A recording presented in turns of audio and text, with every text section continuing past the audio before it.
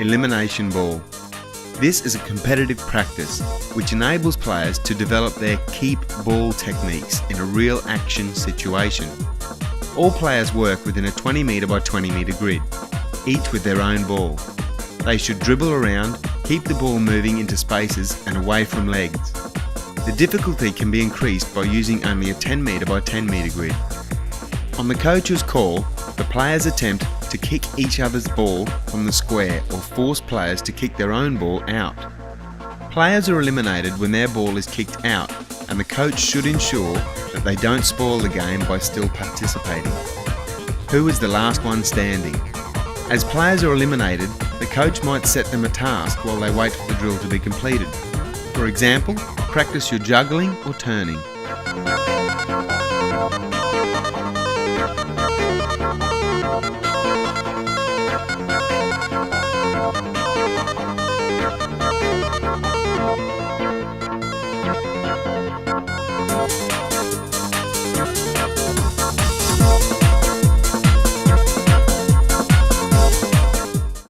Quick feet. Quick feet sessions are essential if young soccer players are going to develop to their full potential. In many activities, ladders and hurdles are used, but they are not essential. The coach can use markers and/or balls to equally good effect. In all quick feet activities, players must stay light on their feet, take short and quick steps, and exaggerate their arm action and knee lift. You'll be surprised at how quickly even quite young and inexperienced players will be able to move swiftly through the activities, looking poised and well balanced. Remember, players need to develop the technique before going for speed. A very fast completion with very poor technique will in fact have the reverse of the desired effect. In many of the activities shown, a ball is involved at some stage. This is all part of the development. Can players be quick, agile and well balanced and deal with the ball? Quick feet activities need to be completed early in the coaching session to ensure that players are fresh and able to maintain a good tempo and good technique.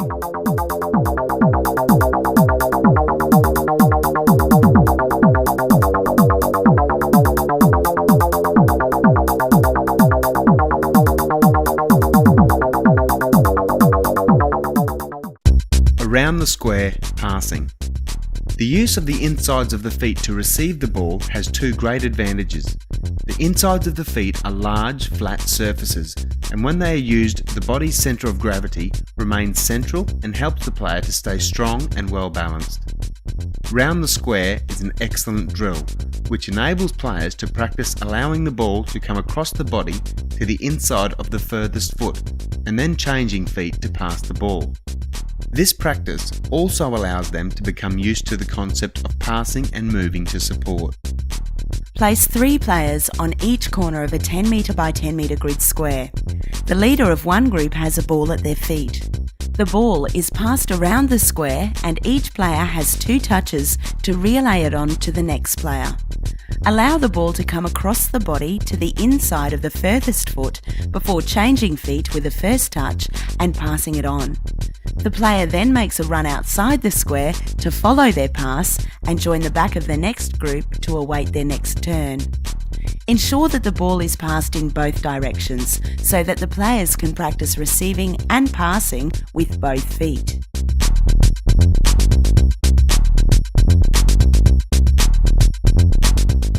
As players become comfortable with this activity, the degree of difficulty can be increased by introducing another ball to the grid. Balls should start in the diagonally opposite corner. Can one ball catch the other? Remember to change direction so that the players become comfortable on both sides. The coach should use language such as, "Let the ball come across your body. Use the inside of the furthest foot. Change feet with your first touch. Don't stop the ball. Pass the ball out of your feet with your first touch," etc.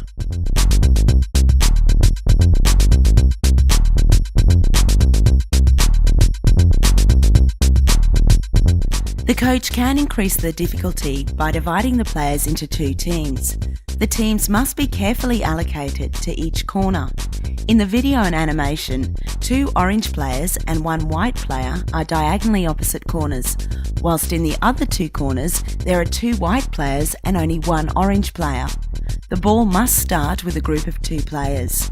One team passes and follows their ball in one direction at the same time as the other team is travelling in the opposite direction. This is difficult to practice, but coaches should persevere as it will help players to develop peripheral vision and hone their passing and receiving techniques under quite significant pressure. The players will often have to work hard and think on their feet if they are to consistently receive on their furthest foot, change feet and pass clinically.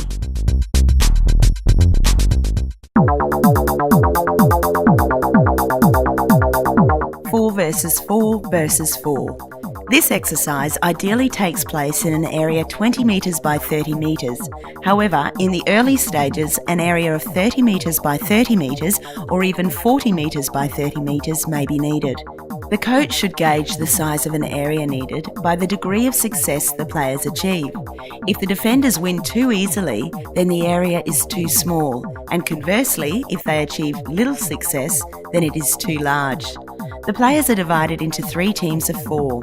2 of these teams play against the third, 8 versus 4, and aim to keep possession. The coach rewards the team of 4 every time they gain possession or force the team of 8 to play outside the designated area. The team of 4 immediately return possession to the team of 8 and try to score again. The coach should rotate the teams about every 60 seconds. Which team scores the most goals? This is an excellent practice for developing good receiving and passing skills under reasonable pressure. Players' attacking team skills are practiced, forming triangles and diamonds, and it will also enable players to learn to defend as a group.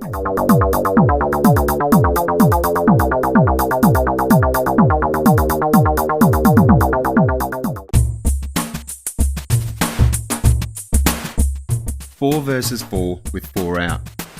This is a practice which encourages players to develop their decision-making skills and vision whilst helping to reinforce good passing and receiving habits. In a 20 metre by 20 metre area, 2 teams of 4 players play possession soccer. There are 4 other players on the outside of the square, 1 on each side, and these players support both teams. The players in the square attempt to keep possession of the ball by dribbling and/or passing to their teammates. They may also pass the ball to any player on the outside of the square. That player then has to pass the ball back to the same team. This is an excellent game to allow players to practice their passing and receiving skills. Change the players around regularly so that everyone gets plenty of practice. The coach can progress the game by introducing a method of scoring. When a team passes the ball to a player on the outside, a goal is scored if the player then passes the ball to a teammate. You cannot score with the same outsider twice in a row. The coach can make it even harder by insisting that the outsider has only 1 touch if a goal is to be scored.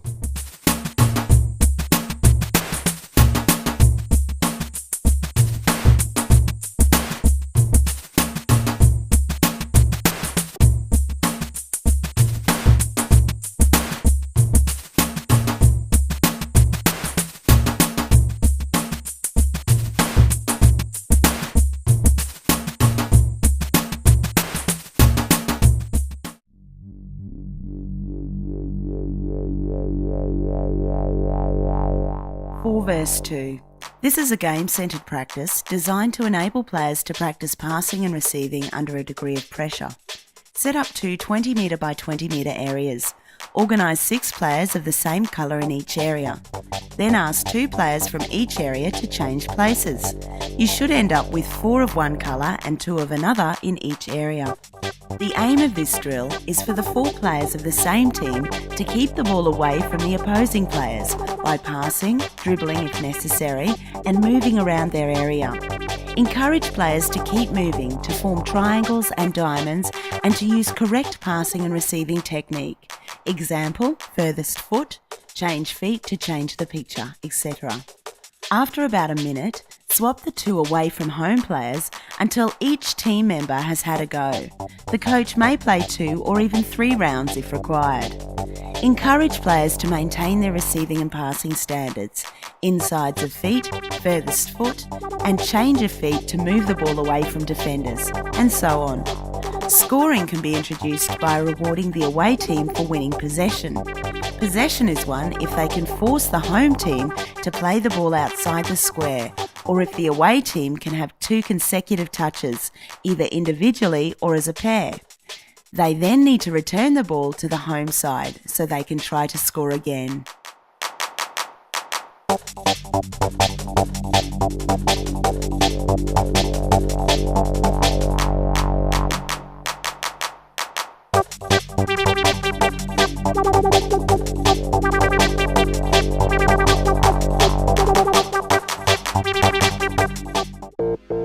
Six versus 6. This is a game-centred practice containing all the necessary elements of the game. In an area 40 metres by 30 metres, play 6 versus 6 soccer.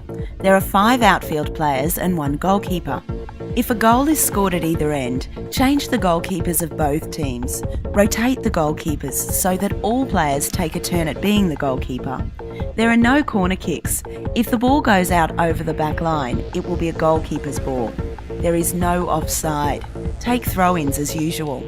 Encourage players to support each other by forming lots of imaginary triangles and diamonds. This is where all our passing, receiving and dribbling skills are put to the test. Encourage players to adopt good habits. These games will help the players learn about attacking and defending and enable them to develop group skills. Let the game be their teacher.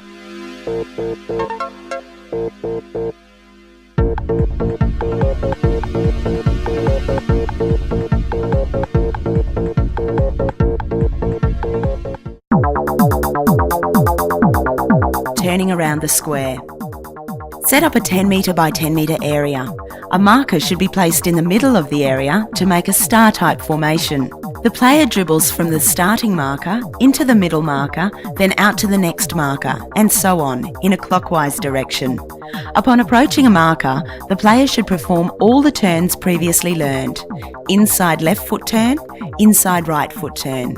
Outside left foot turn, outside right foot turn. Drag back left foot turn, drag back right foot turn. Inside of right foot behind left leg turn, inside of left foot behind right leg turn.